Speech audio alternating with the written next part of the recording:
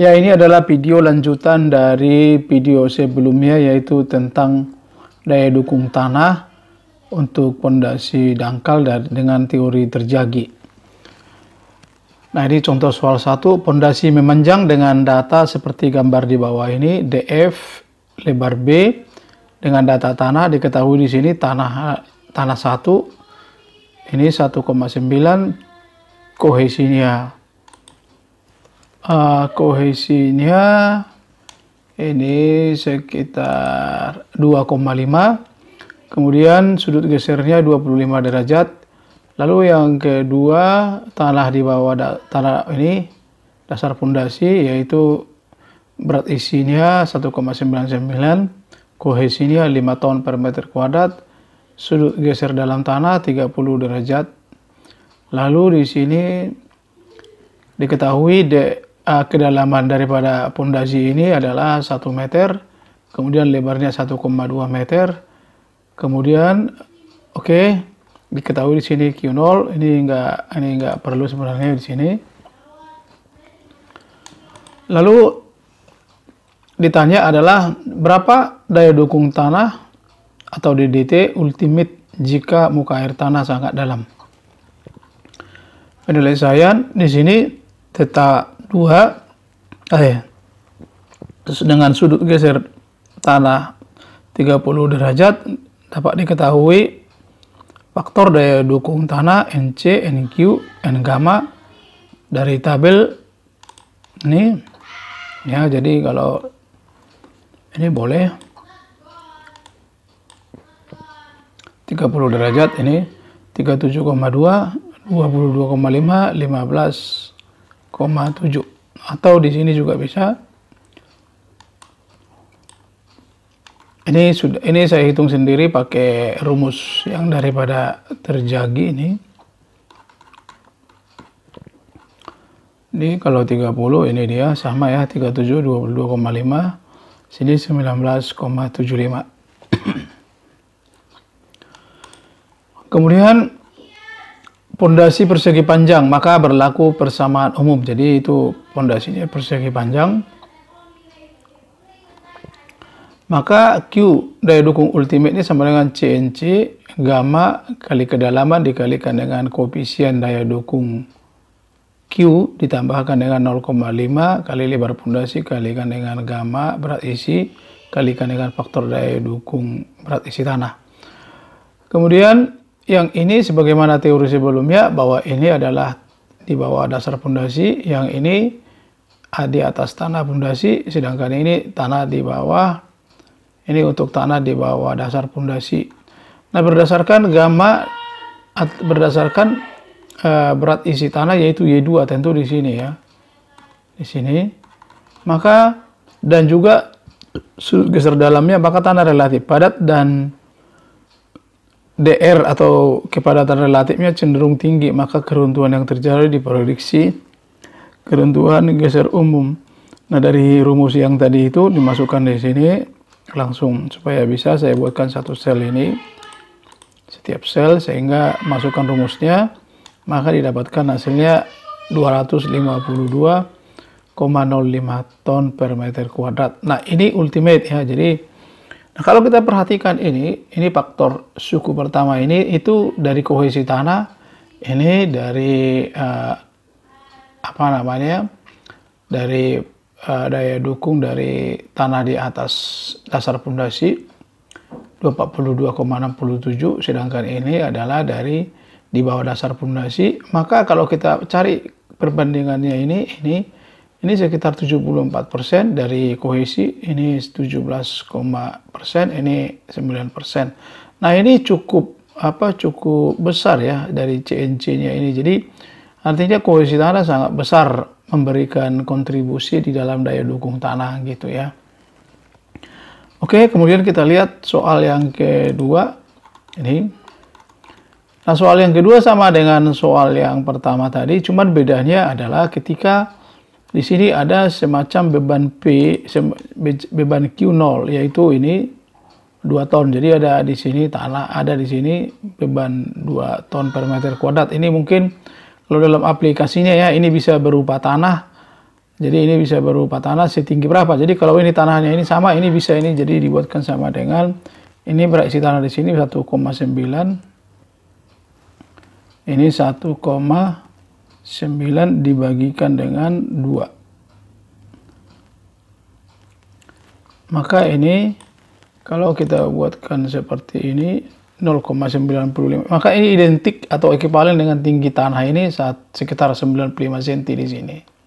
Ya. Cuman menurut data ini dia ada beban merata itu ya. Kalau diekuivalenkan dengan tanah sama dengan beban tanah setinggi 0,95 meter. Nah, ditanya di sini berapa daya dukung tanah ultimate jika muka air tanah sangat dalam. Tentu dengan cara yang sama yang seperti yang tadi ini dimasukkan ke situ, ini sama ya. Kemudian maka didapatkan di sini hasilnya 308,75 ton. Bagaimana ini kok bisa berbeda? Nah, di sini ini kan ada di sini alpha gamma 1 yaitu tanah itu sendiri dikalikan dengan ketinggiannya ini. Jadi berat isi tanah di sini dikalikan dengan ini, ditambahkan dengan ini, baru dikalikan dengan faktor daya dukung ini. Faktor daya dukung beban itu yaitu NQ kan. Gitu ya.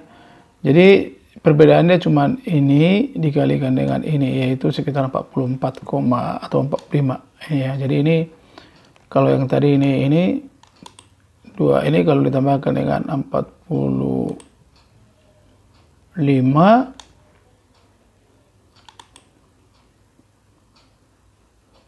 maka didapatkan bedanya. Oh, ini juga berpengaruh di sini ya. Jadi seharusnya sama ya. B1,2. B-nya berapa sini? Oh, B-nya 1,2 di sini. B-nya 1,8. Oh iya, oke. Ini kita coba masukkan ini 1,2.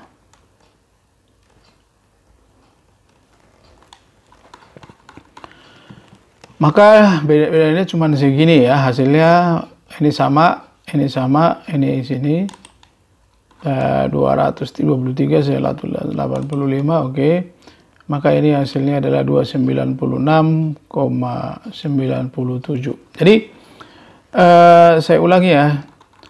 Jika ini sama soalnya dengan soal yang tadi, hanya bedanya ada beban Q0. Nah, di mana dia membedakan perhitungannya di sini bahwa ini faktor ini di sini dikalikan dengan NQ. Jadi faktor beban tadi dikalikan dengan ini. Maka didapatkan bedanya hasilnya 296,7 ton. Nah, ini kalau kita lihat persentase dari masing-masing suku daya dukung tanah, maka ini memberikan kontribusi 63. Ini 29, ini 0. Ini bukan 0, tapi ini sekitar sama dengan ini suku ketiga sama dengan ini 8% gitu ya. Jadi cukup besar, masih besar kontribusi daripada koefisien tanah dari kohesi tanah gitu ya. Kemudian kita coba cari yang soal yang ketiga lagi di sini. Di sini dikatakan sebuah bak air dengan perkiraan beban total air dan berat sendiri. Nah, ini coba kita besarkan.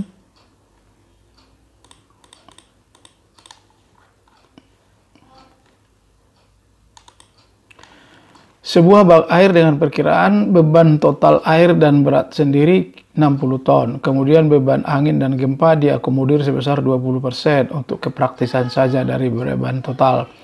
Bila tanah terdiri dari 3 lapis dengan data dan rencana seperti gambar di bawah ini lapis. Jadi ini rencana dasar fondasi.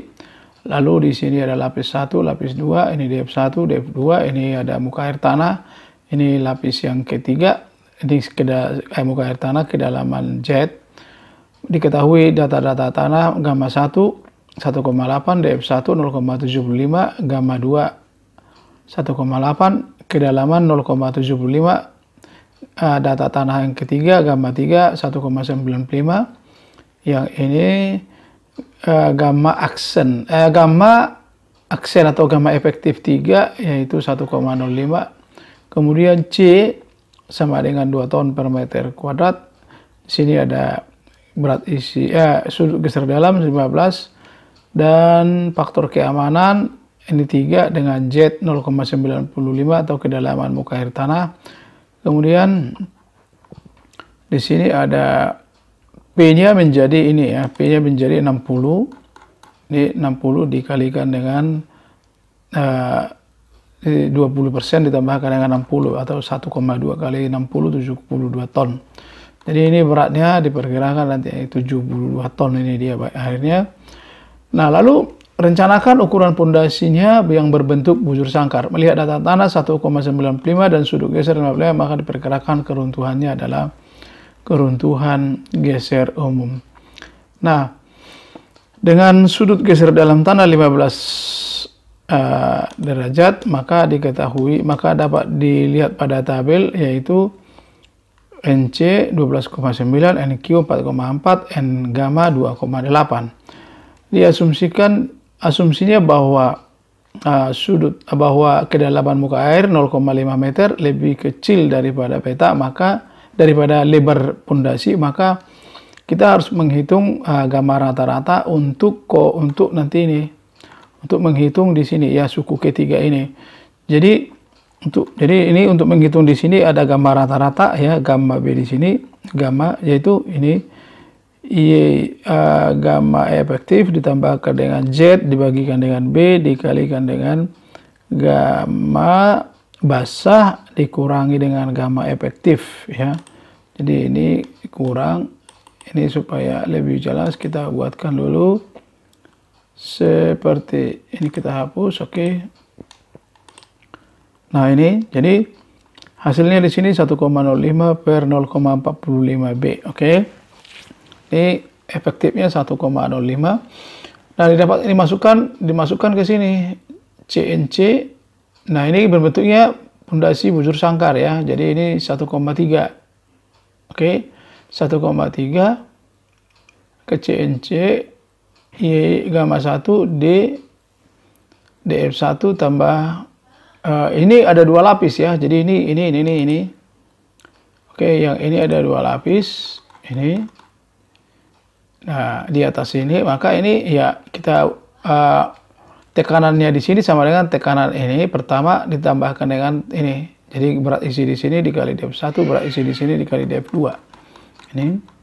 Oke, dikalikan dengan faktor daya dukung ditambahkan dengan 0,4. Ini faktor bujur sangkar ya, pondasi bujur sangkar dikalikan dengan gamma rata-rata. Kenapa rata-rata? Karena ada muka air, jadi nggak bisa kita masukkan langsung berat isi daripada tanah di sini, karena berat tanah di sini, berat isi tanahnya sudah dipengaruhi oleh lapisan air, karena ini dalamnya sekitar setengah meter, jadi cukup dekat ke sini. Kalau ini lebih kecil daripada lebar ini, maka harus dicari yang rata-rata ya, seperti yang sudah kita hitung ini. Kemudian kita masukkan di sini, dapat persamaannya seperti ini ya, ini.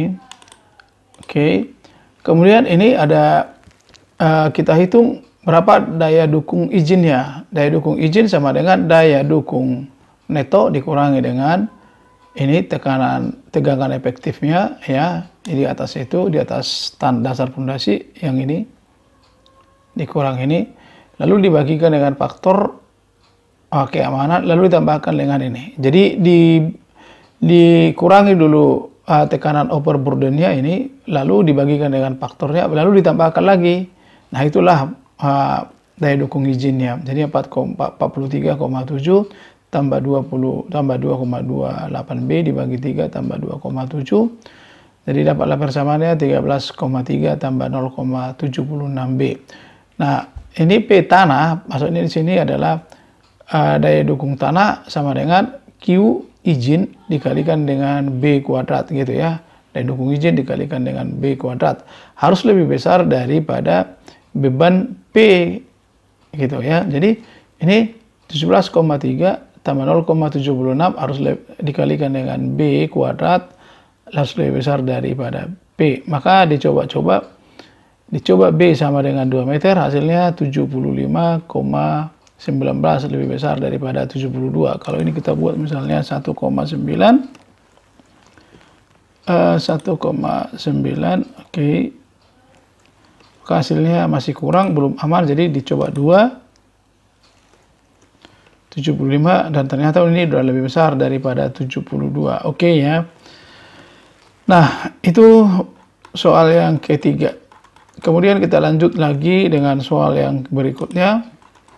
Ini sangat panjang dan kompleks, dan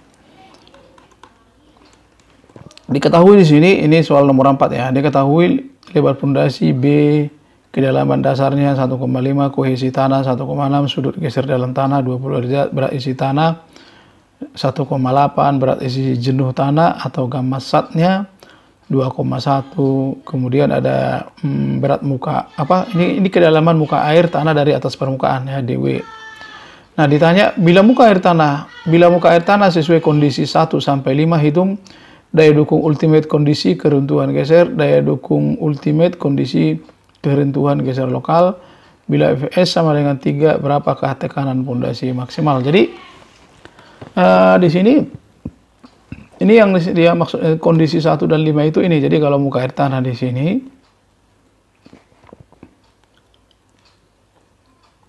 ini nomor 1 ya, Z1 saya buat sini. Ini artinya ini lebih besar daripada B. Kemudian yang kedua lebih kecil daripada B. Kemudian nomor 3 pas di dasar pondasi. Kemudian nomor 4 antara dasar pondasi dengan permukaan tanah. Kemudian nomor 5 adalah pas di permukaan tanah gitu ya. Nah, yang keempat ini dW itu ini, jadi sedalam ini ya. Sisanya nanti ini dari sini ke sini tentu dF dikurang dW.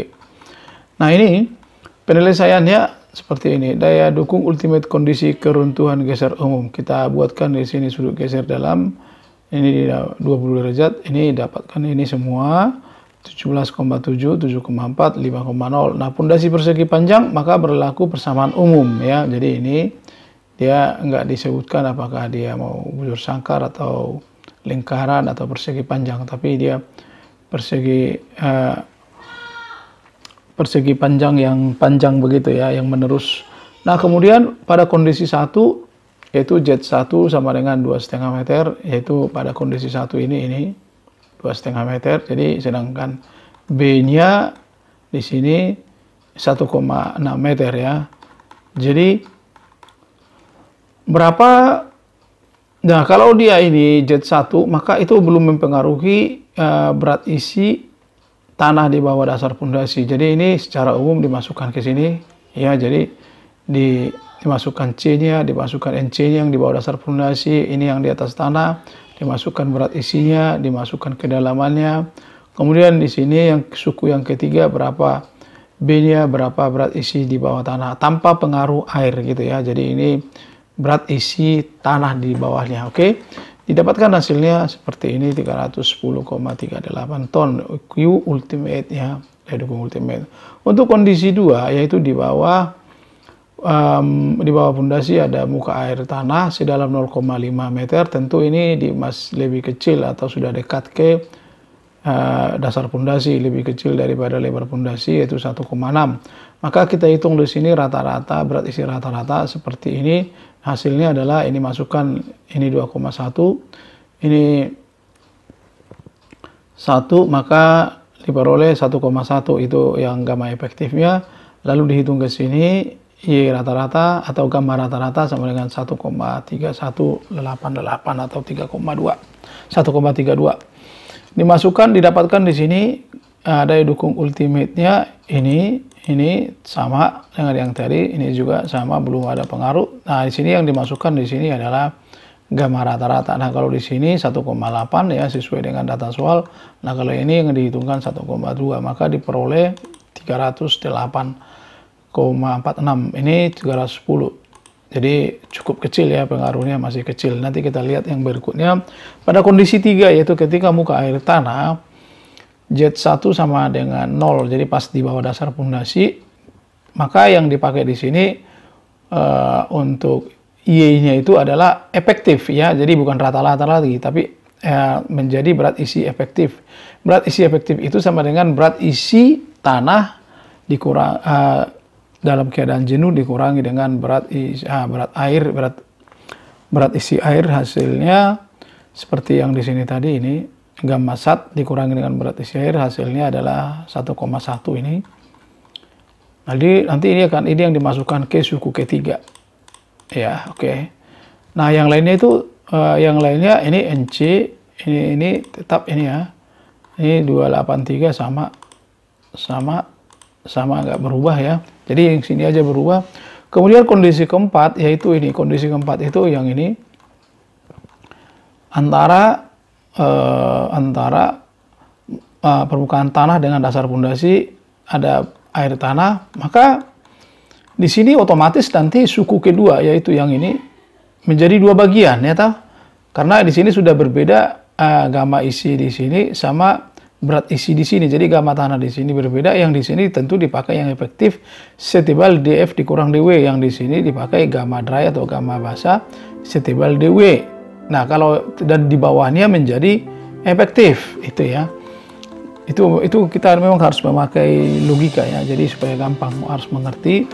Nah, kemudian kondisi keempat tadi itu ada, jadi di sini gamma dF-nya itu dW dikalikan dengan gamma tanah di atasnya itu dikalikan dengan dF kurang dW dikalikan dengan gamma efektif ya, ini. Oke.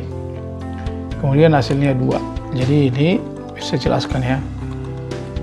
dW dikalikan dengan berat isi tanah di sini ditambahkan dengan berat isi tanah efektif karena ini udah terendam, yaitu gamma isi tanah sat dikurangi dengan gamma W dikalikan dengan panjang ini dF kurang dW. Oke. Kemudian nanti hasilnya adalah ini kok 2 ya, 2. Maka diperoleh ini C-nya tetap dikalikan dengan NC ini gamma. Nah, ini yang berubah. Ini hasilnya ini dimasukkan sini. Kalau di sini kan hasilnya ini ya 1,8 dikali 1,5 sekitar 2,7 ya. Nah, ke sini 2. Jadi di sini terjadi penurunan. Kalau di atas 2,7, ini 1,8, 1,5 atau 0,9 kali 3. Nah, ini dikalikan dengan 7,4, 14,8. Jadi dia terjadi pengurangan. Kemudian ini 4,4, ini tetap karena dia efektif. Oke. Kemudian hasilnya 302,4 ini. Nah, ini yang kondisi yang kelima itu pas di atas sekali, jadi sama rata dengan permukaan tanah. Nah, C-nya tetap, ini pun tetap NC-nya. Nah, di sini gamma isinya pakai totalnya. Jadi di sini kalau sudah tenggelam ini, sudah sampai di sini, maka seluruhnya menjadi gamma efektif gitu loh. Nah, itu masukkan di suku yang kedua ini. Suku yang kedua gamma efektif jadinya ini. Gitu ya. Oke, jadi ini yang ini gamma efektif. Ini gamma efektifnya berapa? Itu tadi kita hitung di sini 1,1 gitu ya. 1,1. Jadi ini berat isi tanah dikurangi dengan dalam keadaan jenuh dikurangi dengan berat isi tanah. Berat isi air hasilnya 1,1 dikalikan kedalaman 1,5. Nah, ini tetap, ini yang berubah, semakin kurang dia, airnya semakin tinggi, maka tekanan air ke tanah ke atas semakin besar, atau berat isi tanah itu, tekanan tanah itu makin sedikit kecil, ini tetap. Kemudian hasilnya ini adalah semakin berkurang ya. Nah, kalau ini kita rangkum semua dari kondisi 1 sampai kondisi 5, diperoleh di sini bahwa ini kondisi 1 yaitu permukaan air sangat dalam. Lalu kita kurangi dengan dirinya sendiri, maka deltanya 0. Lalu yang kedua, ini 308. Nah, ini 308 kondisi yang kedua. Pada waktu permukaan tanah lebih kecil, permukaan air tanah lebih kecil daripada kedalaman lebih kecil dari 0 lebar pondasi. Maka terjadi pengurangan dari sini, ini ke sini terjadi kurangnya 1,83. Nah, ini sebesar 0,62%, terjadi pengurangan 0,62%. Lalu ini kita urutkan semua, kita hitung hasilnya, maka pengurangan itu ketika tidak ada muka air tanah jauh di bawah dengan tinggi sekali, maka ini terjadi pengurangan tenaga. Ini sebesar 3,05%.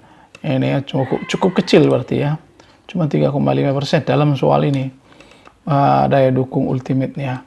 Nah di sini kontribusi koefisien dari kohesi tanah ini cukup besar, 91 sampai 94%, cukup besar ya. Nanti kalau di tanah berpasir berarti sangat besar pengaruhnya ya, karena C-nya sama dengan 0. Berarti harus berkurang 94%, itu luar biasa. Kemudian kalau soal ini misalnya kita asumsikan bahwa itu adalah daya dukung tanah ultimate kondisi keruntuhan geser lokal, maka bagaimana menghitungnya gitu ya. Nah ini kita masukkan di sini, C-nya menjadi 2/3 C, yaitu 10,67. Nah kalau C-nya tadi di situ adalah sekitar, kita ada soal ini, C-nya adalah ini 1,6, maka atau 16, kalau ini dikalikan dengan 2/3-nya dihasilkan 10,67 ini ya. Kemudian sudut gesernya tetap 20 derajat. Nah ini dari tabel ini kita lihat di sini, ini 10, tadi ini 20, maka ini atau yang ini juga boleh. Oke.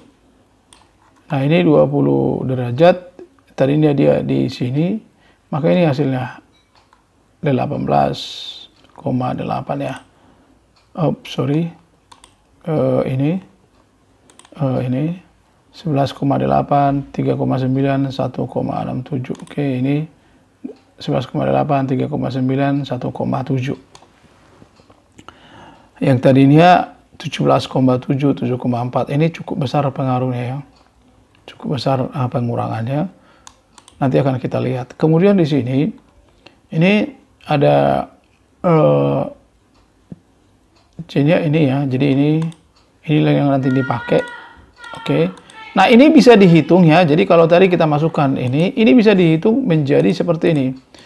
Kita hitung ini menjadi 2/3-nya ya. Jadi gini, tangen V ini sama dengan arkus tangen 2/3 kali tangen 20 derajat. Jadi dihitung dulu tangennya 20 derajat, lalu dikalikan dengan 2/3, maka dihitung lagi arkus tangennya, ditemukan 13,64 derajat. Jadi kalau ini kita masukkan 13,64 derajat, nanti kita hitung dia di sininya.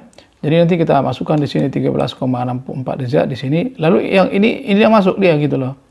Bukan ini lagi gitu. Nah, ininya dipakai ketika itu 20 derajat, tapi ketika kita menghitungnya itu dikonversi menjadi dalam keadaan geser umum, maka ini menjadi 13 di sini. Nah, ini diperoleh sama dengan ini. Jadi di sini ya. Jadi di sini itu coba saya buatkan ya. Nah, di sini sekitar 13,64. Nah, di sini. Oke. Sama dengan di sini 20 ini gitu ya. Sama dengan 20 di sini. Yang ini. Oke, tapi ini tetanya sudut geser dalam ini dikonversi dulu 2/3 arkus tangen dari 2/3 kali tangen sudut 20 derajat gitu ya. Jadi kira-kira di sini 13 itu sama, oke. Lalu kita hitung ini 13,64 derajat. Nah, pondasi persegi panjang, nah ini kita masukkan, ini menjadi 10 ya, ini masukkan ini semua. Nah, urutannya cara perhitungannya sama dengan yang tadi semua gitu ya. Sama seperti yang di awal. Lalu ini kita rangkum seperti ini. Dapatlah ini 138. Ini totalnya 134. Ini. Kemudian terjadi penurunan di sini dari kondisi masing-masing kondisi muka air. Ada terjadi penurunan sebesar 3,75%. Ya, cukup kecil juga.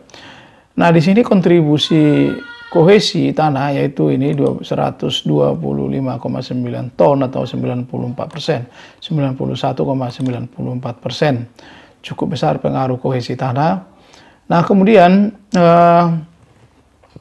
kalau kita hitung ini kondisi 1 pada keruntuhan geser umum, ini keruntuhan geser lokal, maka terjadi pengurangan. Ini 310 pada kondisi yang sama, ini 138, maka terjadi, jadi ini terjadi pengurangan. Jadi ini hanya 44% dari sini, gitu ya. Hanya 44,73% dari sini. Ini rumusnya yang ini dibagi ini ya. Jadi ini bagi ini. Nah, koefisien daya dukung berdasarkan keruntuhan geser lokal hanya 44,73%. Dan diperoleh rata-rata sebesar 44,70% pada kondisi muka air tanah yang berbeda-beda ya. Nah, terjadi pengurangan daya dukung sebesar 55% dari asumsi